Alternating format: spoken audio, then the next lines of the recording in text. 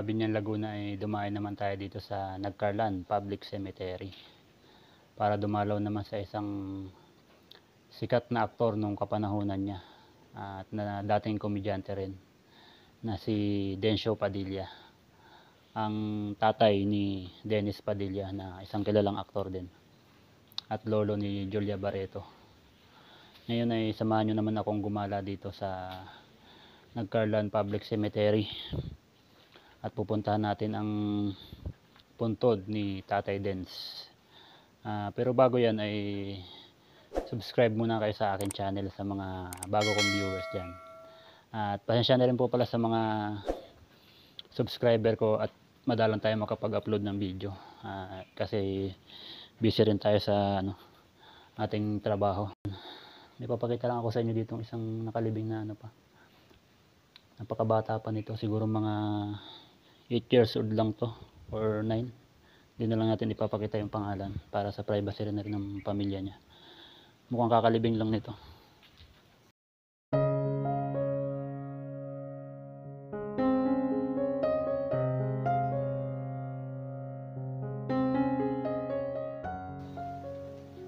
Hindi rin natin talaga masasabi ang buhay mga buddy at anong edad natin kung talagang kukunin na tayo ng may likha. Ganda na lang ang buhay natin kahit nasan tayo, kahit nga sa pagtulog pwede tayong bawian ng buhay kung talagang oras mo na. Yun lang ang yun ang isa sa paniniwala ko. Ewan ko lang yun sa iba kung ano paniniwala nila, pero sana bawat paniniwala ng bawat isa sa atin ay sana respetuhin na lang natin kasi kanya-kanya naman tayo ng opinion.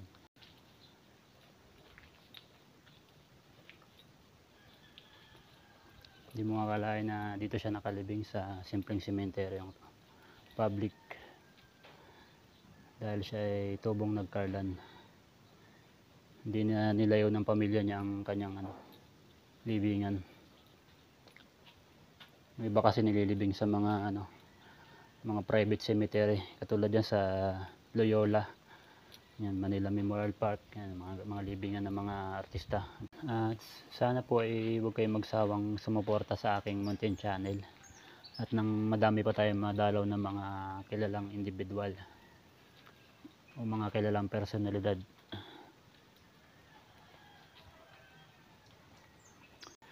Umuulan na. Inulan na ang ating pagbablog.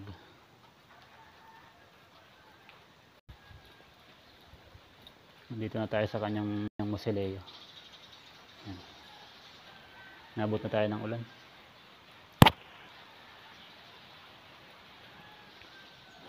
Bubuksan pala to. Ito, si Dencio Padilla ang kanyang screen name sa TV. Pero alam ko ang totoong pangalan niya ay Prudencio Valdivia. Sige! Ano ka ng kambing? Gusto mong maging kilarin, ha?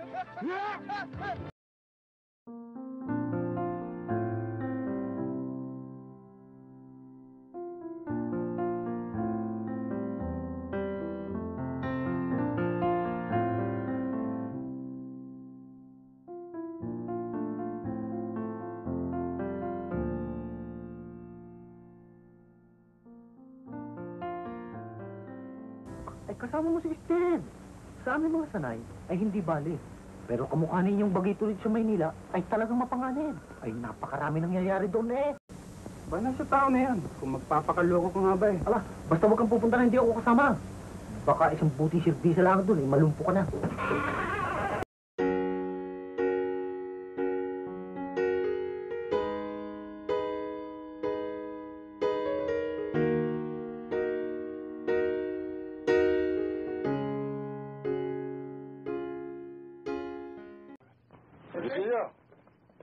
Bakit? Naku, umuwi ka muna sandali. Mayroong dalawang magandang babae naghahanap sa iyo. Ano mga babae lang? Ayaw ko, ngayon ko lang nakita Ang tingin ko parang hostess na may problema.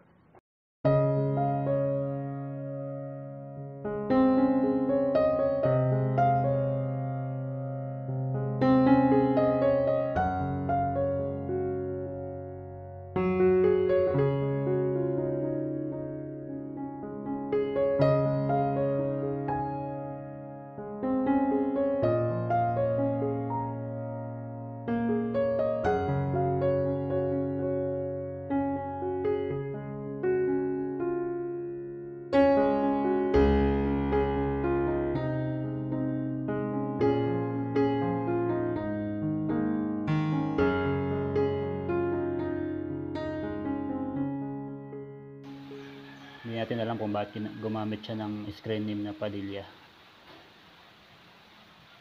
At namatay siya noong October 10, 1997. Ibig sabihin nung namatay siya ako ay 3 years old pa lang. Ito lang yung lapidan niya. Talagay dyan ay family remembrance. Mga buddy, medyo maingay lang gawa ng buhos ng ulan. Nabot na tayo ng ulan dito. Napakadami din yung nagawang pelikula. Lagi siyang kasama ni The King, FPJ. Si FPJ, nadalaw na rin po natin yan. Tingnan nyo na lang po sa ating sa aking channel. Meron na rin po tayong vlog dyan kay The King, FPJ. Siya yung kalimitang sidekick sa mga palabas ni Fernando Po Jr. Si Dencio Padilla. Ito, may mga kasama siya dito, mga kamag-anakan niya. Puro Valdivia ang mga nakasulat na apelyido. Yan. Valdivia, puro Valdivia. Yan. Dami na rin nila nakalibing dito. Yung sa dulo, ibang apelyido. Suelto. Saka Panganiban. Yan mga buddy, isa na namang kilala at veteranong aktor at komedyante ang ating nadalaw sa episode ng ating vlog na ito. Sana po ay huwag kayong magsawang sumuporta sa aking channel at marami pa tayong magala. Hindi lang po tayo sa mga puntod ng mga sikat pumupunta rin tayo sa mga abandonadong lugar. At minsan nagbablog din po tayo sa mga pasyalan. Kaya kung di ka pa nakasubscribe sa akin channel ay pakiclick na po ang subscribe button para updated ka po sa mga bago kong upload. Ayan. At tayo'y uuwi na. Salamat po sa inyong panonood.